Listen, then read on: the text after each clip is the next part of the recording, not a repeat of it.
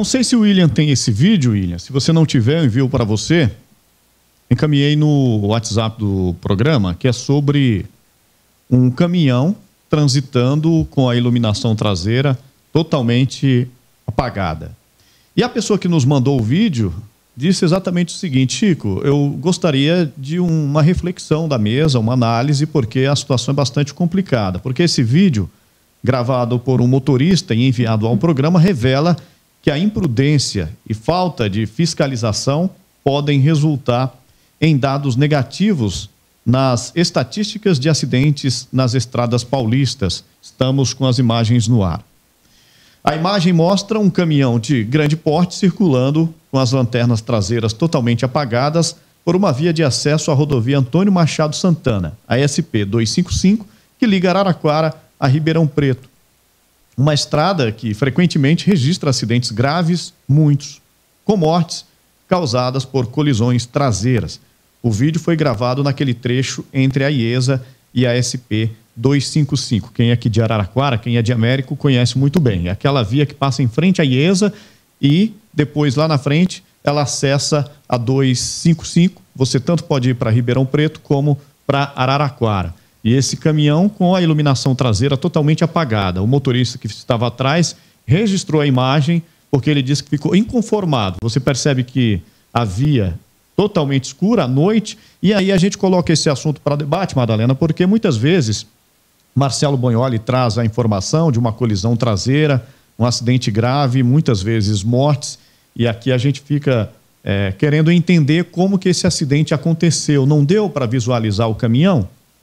O trecho é um trecho em que não permite a facilidade de visibilidade por parte do motorista que estava atrás, mas a gente percebe também que muitas vezes é o motorista da frente, do caminhão, que já anda em uma velocidade reduzida em comparação com o motorista do carro pequeno, ou seja, do veículo de passeio, que está prejudicando a visibilidade no trânsito. A gente está assistindo essas imagens, Chico, e de fato, né, se percebe a presença do caminhão já muito em cima. Se você vem numa velocidade maior e o caminhão, obviamente, numa bem menor à frente, é onde o acidente acontece. Agora, para isso tem que ter fiscalização, né? A fiscalização tem que estar todos os dias pelas rodovias, pelos acessos, pelas alças, porque é onde, né, justamente as coisas acontecem. Não pode ser uma fiscalização de quando em quando, tem que ter a fiscalização presente para evitar esse tipo de situação, né? E talvez até se pensar, porque mesmo chegando perto você não identifica se é um caminhão, se é um carro, só quando você chega bem em cima ali que você vai perceber que tem toda uma carroceria mais à frente, porque a parte superior, né, não tem nenhuma faixa refletiva, não tem nada. Exatamente. Agora você imagine um caminhão como esse, Luiz, nessa situação, com as lanternas traseiras apagadas numa Washington Luiz, Madalena, em que a velocidade é 110 km por hora. Aí ele está em baixa velocidade. Você pega uma Washington Luiz, uma Bandeirantes, por exemplo, que é 120, a situação se complica, Madalena.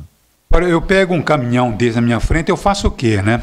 O que eu faço? Eu comunico a Polícia Rodoviária, eu comunico a quem, né? Então, você não tem informação nenhuma e, além disso, não tem a fiscalização que deveria ocorrer. Tem razão, Luiz Antônio. Em ponto estratégico de rodovia, nós deveríamos ter aí, por exemplo, em entrada e saída de cidade, deveríamos ter aí a fiscalização, né? Porque, quer dizer, as próprias concessionárias têm as câmeras de vídeo. Então, quando vê um caminhão desse aqui, circulando, automaticamente avisa a Polícia Rodoviária para, olha, está em tal trecho, em tal quilômetro, e tomar as providências. Porque é assim que acontecem os acidentes, tá bom? Porque os caminhões, eles praticamente se arrastam nas estradas, muitos deles uma iluminação traseira inexistente e fiscalização que é bom, nega. Um caminhão desse aí, ó, passa pelo posto de Polícia Rodoviária e muito raramente um caminhão desse aí vai ser parado. Porque nem no posto rodoviário tem fiscalização, sabe? Os policiais ficam lá sentados lá dentro, de vez em quando o pessoal está ali na porta dos postos policiais, mas 99% das vezes que você passa, você não vê absolutamente ninguém. Quer dizer, fiscalização zero, é essa que é a realidade. Ernesto. Além da fiscalização, como a Madalena está falando, que realmente é praticamente inexistente, é mais um caso em que eu acho que a legislação não reflete a gravidade da situação. Isso é considerado uma infração média, dá 4 pontos na carteira, e uma multa ridícula de R$130, ou seja, não reflete o quanto esse motorista está colocando em risco outras vidas na rodovia. Além de a gente exigir como usuário do sistema, porque é uma estrada pedagiada, a gente tem que exigir a fiscalização e talvez seja o caso também de se fazer pressão para que a lei reflita a gravidade da situação que esse motorista está colocando todo mundo em perigo, Chico. Fernando Ferreira. Você sabe, Chico, que o Brasil é um país bem estranho, né? Nós temos lei nesse país que diz que nós devemos acender o farol durante o dia. Essa lei acho que está indo para 4 anos, em meio a uma polêmica muito grande, até o próprio presidente entrou para falar sobre essa lei, questionando alguns dos seus princípios básicos.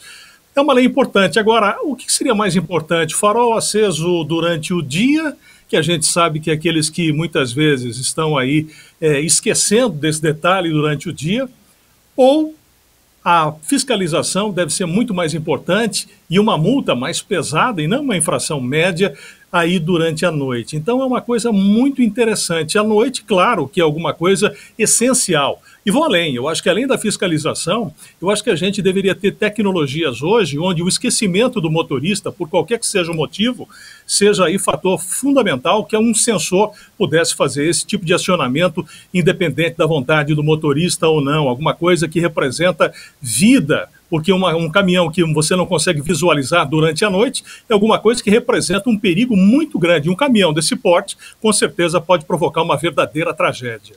Fernando, você toca num ponto importante que é a tecnologia hoje em veículos, sejam de pequeno porte ou caminhões. Já há caminhões, sim, totalmente equipados com essa tecnologia, até com sensores. Agora, o motorista de caminhão, ele tem uma particularidade, ele é profissional. Ele não é qualquer um que tira o seu carro da garagem e sai dirigindo pelas ruas centrais ou periféricas de uma cidade, não. Ele é um profissional e ele tem que zelar pelo seu trabalho, pelo seu caminhão e pela responsabilidade com ele e por quem está na rodovia. Então, concordo que a fiscalização deixa-se a desejar, até pelo baixo efetivo da Polícia Rodoviária. Não dá para atender toda a malha ferroviária que corta a nossa região, e essas situações acontecem à noite. É claro que seria importante que tivesse um policial de maneira presencial em pontos estratégicos, mas isso, por enquanto, a gente vai ficar aguardando. O que a gente não pode aguardar é a irresponsabilidade de motorista. Estou falando principalmente motorista profissional. Ele tem que, no momento que liga o veículo, fazer uma revisão geral, uma inspeção no seu veículo, antes de pegar a estrada. A pena tem que ser maior, inclusive, para o motorista que circula dessa maneira aí. Porque depois o Marcelo Bonholi chega no local do acidente, o motorista fala: eu só ouvi a pancada atrás do caminhão, quando parei o motorista já estava no chão. Será que você estava realmente tomando todos os cuidados antes de pegar a estrada? Isso é importante.